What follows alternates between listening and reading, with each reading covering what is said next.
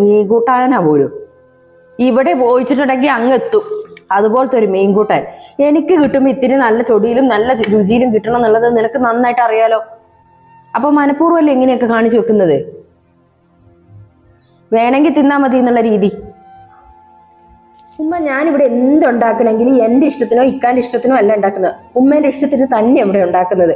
ഞാൻ എന്തുണ്ടാക്കിയാലും ഉമ്മയ്ക്ക് കുറ്റമാണ് താനും. ഞാൻ ഇത് ഓരോ ദിവസം ചെല്ലുന്തോറും ഉമ്മയ്ക്ക് ഓരോരോ ഇഷ്ടങ്ങളാണെന്നുണ്ടെങ്കിൽ ആരുടെയും മനസ്സ് വായിക്കുന്ന സൂത്രമൊന്നും എൻ്റെ കയ്യിലില്ല. എന്തു പറഞ്ഞാലും ഒരു തർക്കുത്തരം ഉണ്ടല്ലോ നിനക്ക്. ആരെന്നാ പറഞ്ഞാലും അതിനൊരു മറുപടി അപ്പം തന്നെ ഉണ്ട്. അതെങ്ങനെയാ? എല്ലാം പഠിപ്പിച്ചു വിട്ടതിൻ്റെ ഗുണമാ. വളർത്തുദോഷ ഇതൊക്കെ എൻ്റെ ഉമ്മ പഠിപ്പിച്ചു വിട്ടതായിരിക്കും ഇത് മൊത്തം. എൻ്റെ ഉമ്മ എന്നെ എന്തു പഠിപ്പിച്ചു എന്നീ പറയുന്നത്?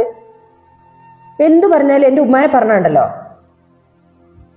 അവരെൻ്റെ വീട്ടുകാരായതുകൊണ്ട് മാത്രം ഞാൻ ഇത്രയും കാലം ഈ വീട്ടിൽ വന്നത്. വേറെ വല്ല പെൺകുട്ടികളാണ് ഏതോ